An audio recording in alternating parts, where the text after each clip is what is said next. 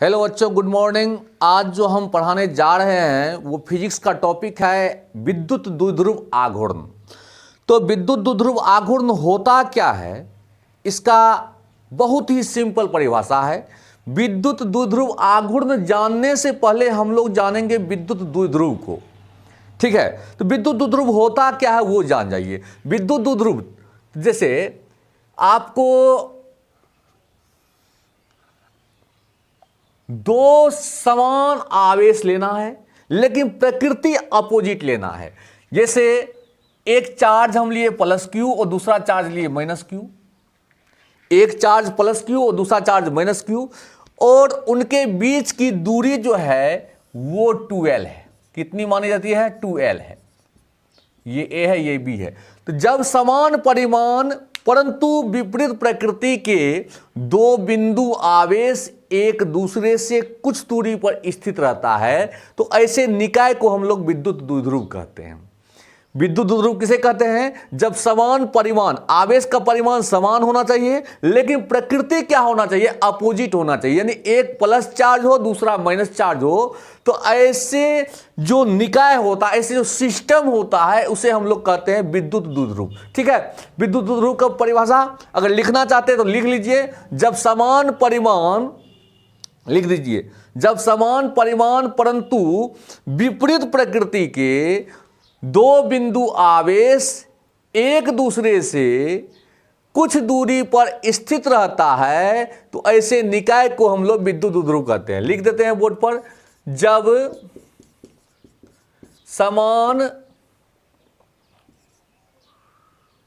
समान परिमाण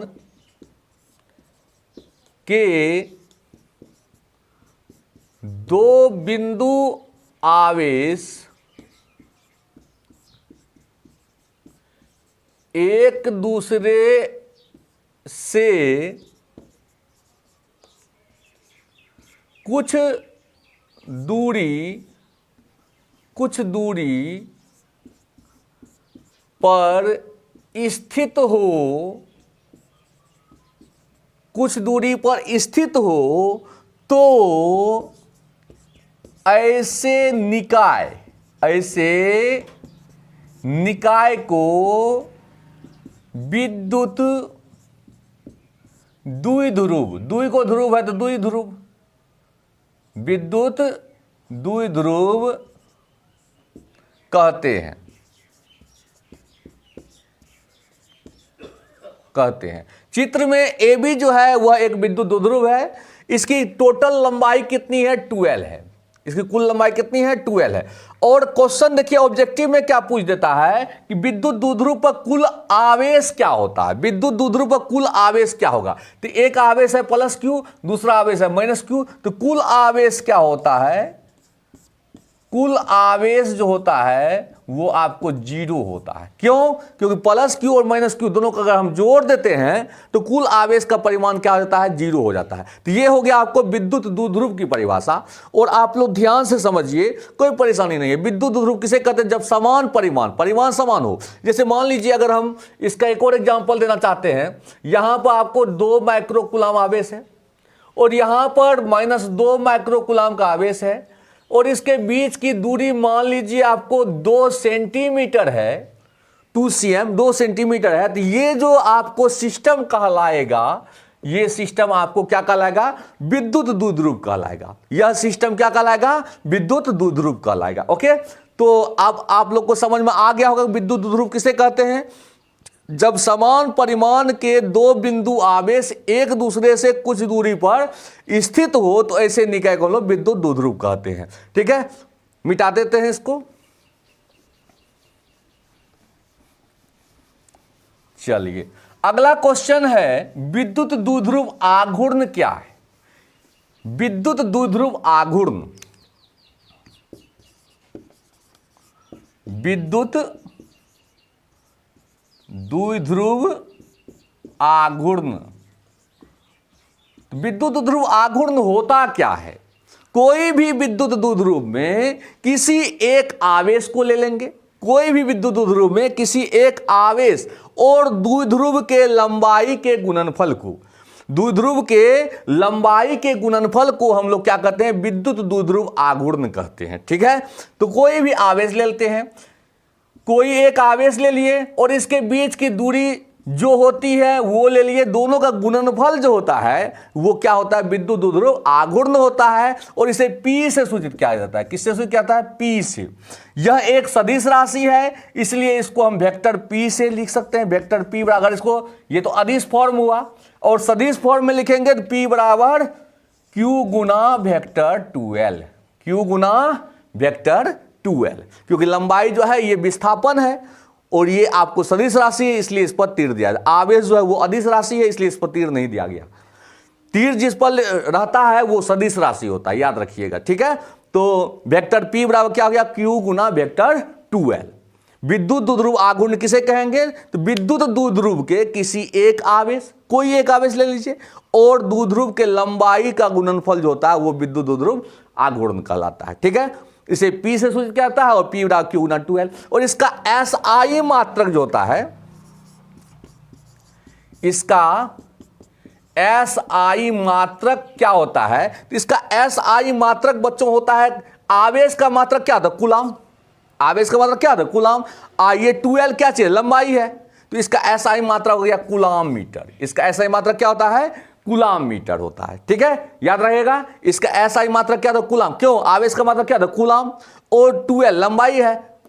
2L से डिनोट इसलिए क्या था, क्योंकि इसको आधा करने में ठीक रहेगा, इसीलिए 2L है, तो यहां से यहां तक दूरी क्या आ जाएगी, L, ये दूरी क्या आ जाएगी, L, इसलिए 2L लिखा जाता है। आप L भी लिख सकते हैं, कोई दिक्कत नहीं है इसमें, ऐसा नहीं कि 2L डिनोट किया जाता है, आप L भी लिख सकते हैं। ठीक है, ऐसे आधा करने में अच्छा रहता है, इसलिए 2L लिख देते हैं।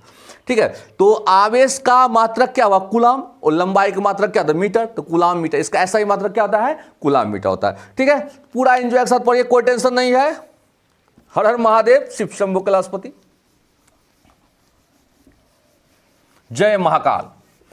तो ये समझ में आप लोग को आ गया होगा विद्युत द्विध्रुव आघूर्ण, और इसका SI मात्रक क्या होता है, कूलाम मीटर होता है। इसका एक और अन्य मात्रक होता है, डेवाई, याद होगा।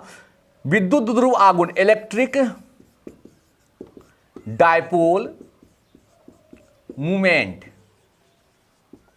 इलेक्ट्रिक डायपोल मूवमेंट का जो एक अन्य यूनिट होता है वो क्या होता है, डेवाई होता है। क्या होता है, डेवाई, डेवाई। इसको डिनोट किया जाता है कैपिटल D से, याद रखिएगा। इसको डिनोट क्या किससे किससे क्या होता है, कैपिटल D से। और एक डेवाई जो होता है बच्चों, वो 1/3 गुना 10 का पावर -29 कूलाम मीटर होता है।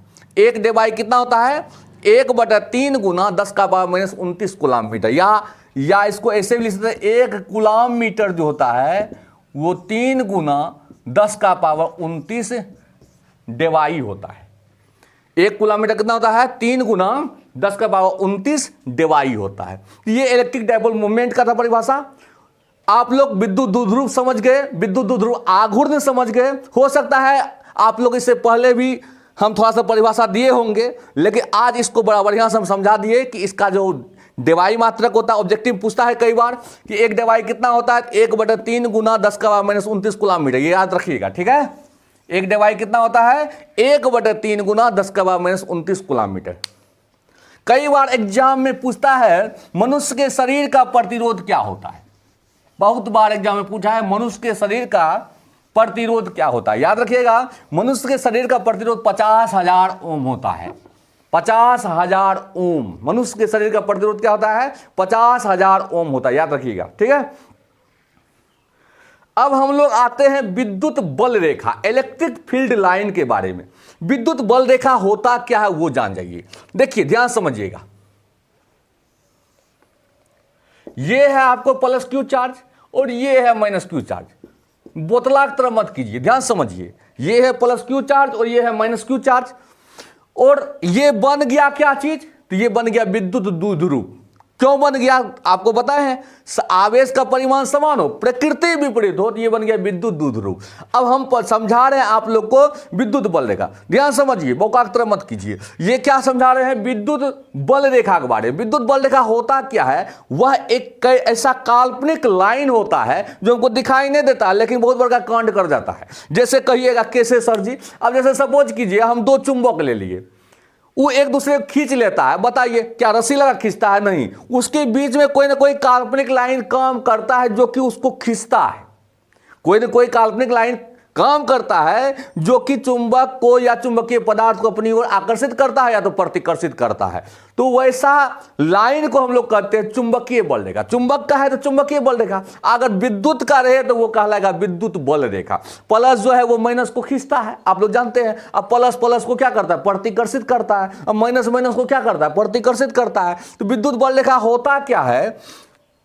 विद्युत क्षेत्र में खींची जाने वाली काल्पनिक रेखा को, विद्युत क्षेत्र में खींची जाने वाली काल्पनिक रेखा को हम लोग कहते हैं विद्युत बल रेखा। याद रखिएगा, विद्युत क्षेत्र में खींची जाने वाली काल्पनिक रेखा क्या कहते हैं? विद्युत बल रेखा कहते हैं। यानी मतलब ये हुआ कि अगर प्लस क्यू चार्ज है ना, हो प्लस क्यू चार्ज, तो ये प्लस क्यू चार्ज जो है बदमाशी करेगा तो ये किसको खींचेगा? माइनस क्यू खींचेगा। आप प्रतिकर्षित किसको करेगा? प्लस क्यू को। तो प्रतिकर्षित जो करेगा तो क्या इसको लाठी लेके चलता है ना, इसके बीच में कोई ना कोई काल्पनिक लाइन काम करता है जो कि उसको आने नहीं देगा या आने देगा। इसका मतलब क्या है? ये खींच रहा है, इसके बीच में कोई ना कोई काल्पनिक लाइन है जो दिखाई नहीं देता है। अरे चुंबक की बात कीजिए ना, चुंबक अगर लोहा को खींचता है तो क्या लोहा दिखाई देता है कि लाइन, हाँ उसके बीच में लाइन है। अगर आपको हम खींचेंगे इधर के, हाँ आ जाओ रे आइएगा, नहीं ना आ पाइएगा, गला में रस्सी लगा खींचेंगे तो आराम से आ जाएगा ना, तो रस्सा आपको दिखाई देगा कि नहीं दिखाई देगा? रस्सा वास्तविक हो गया ना। हो ऐसे अगर करते, ऐसे करते शक्तिमान वाला सीरियल वाला कि हाँ आ जाओ, तो वो अगर आ जाते तो वो हो जाता वो काल्पनिक लाइन। समझ में आ रहा बात ना? अब वास्तविक लाइन में क्या होगा कि हमको दिखाई देगा बात। हमको कोई चीज अगर कर रहे हैं, इसको उठाएंगे, बोर्ड को उठाएंगे तो अब हाथ लगाएंगे तब ऊपर जाएगा। ऐसे कहेंगे चल जा भाई ऊपर, चल जाएगा? नहीं जाएगा, वो हो गया काल्पनिक। तो अगर मान लीजिए कोई चार्ज किसी दूसरे चार्ज को आकर्षित करता है या प्रतिकर्षित करता है तो उसके बीच में कुछ काल्पनिक लाइन काम करता है, याद रखिएगा। तो काल्पनिक लाइन को हम लोग क्या कहते हैं? विद्युत बल रेखा कहते हैं। मेन टॉपिक समझिए, मेन बात क्या चीज है वो समझिए, परिभाषा तो अलग चीज है। मेन टॉपिक क्या चीज है कि कोई भी आवेश अगर धन आवेश है तो उससे बल रेखा निकलता है। याद रखिएगा, धन आवेश है तो बल रेखा क्या करता है? निकलता है, ऋण आवेश में प्रवेश कर जाता है, प्लस से निकल कर माइनस में खत्म हो जाता है। कभी एक दूसरे को नहीं काटता है बल रेखा, समझे कि नहीं? धनुष जैसे चलते रहता है ऐसे करके, कभी एक दूसरे को नहीं काटता है, ऐसे चलते रहेगा, ऐसे चलते कहानी चलते रहेगा। विद्युत बल रेखा कभी एक दूसरे को नहीं काटता है। और ये जहां सघन रहेगा ना, वहां विद्युत क्षेत्र जो होता है वो मजबूत होता है। समझे बात नहीं? अगर मान लीजिए रस्सा खूब मोटगुआर है तो क्या होता है? उसे बहुतों महीन धागा लगल है तो वो क्या होता है? मजबूत होता है। और जो कमजोरहा रस्सा होता है तो वो क्या होता है? सघन नहीं होता, उसका धागा विरल होता है तो कमजोर होता है। तो ये जितना सटा हुआ रहेगा तो वहां पर इलेक्ट्रिक फील्ड जो होता है, विद्युत क्षेत्र जो होता है ना, वो बहुत मजबूत होता है, बहुत मजबूत। अब विरल रहेगा तो दूर रहेगा तो कमजोर रहेगा। याद रखिएगा, धन आवेश से शुरू होता है, ऋण आवेश खत्म होता है। विद्युत बल रेखा, ये बल रेखा ये कभी एक दूसरे को नहीं काटता है। ये जहां सघन होता है वहां विद्युत क्षेत्र मजबूत होता है, विरल होता है तो क्या होता है? कमजोर होता है। यह बंद लूप का निर्माण नहीं करता। बंद लूप मतलब क्या हुआ? प्लस से माइनस की ओर जाता है। क्या माइनस से प्लस की ओर गया है कभी? हो देखिए तो प्लस से माइनस की ओर जाता है, माइनस से प्लस की ओर कभी हो जाएगा। ये बंद लूप का लूप मतलब हुआ यहां से यहां गया, यहां से यहां गया, प्लस यहां प्लस है, यहां माइनस है। अगर मान लीजिए यहां से यहां गया फिर यहां से यहां आ जाता तो बंद लूप हो जाता। समझे कि नहीं समझे? यहां से यहां निकला, यहां खत्म हो गया, इसके बाद यहां से यहां थोड़े गया। प्लस से शुरू होता है, माइनस पर खत्म होता है। यह कभी एक दूसरे को नहीं काटता है। यह जहां सघन होता है वहां विद्युत क्षेत्र मजबूत होता है, विरल होता है, कमजोर होता है। ठीक है, तो कई प्रकार का है कहानी। तो इसको आगे जो है हम फिर विशेष डिस्कस करेंगे। ठीक है, तो आप लोग जो है ज़्यादा से ज़्यादा शेयर कीजिए। अगर वीडियो अच्छा लगता है तो लाइक कर दीजिए। मज़ा आता है ना, तब तो मज़ा आता है बनाने में वीडियो।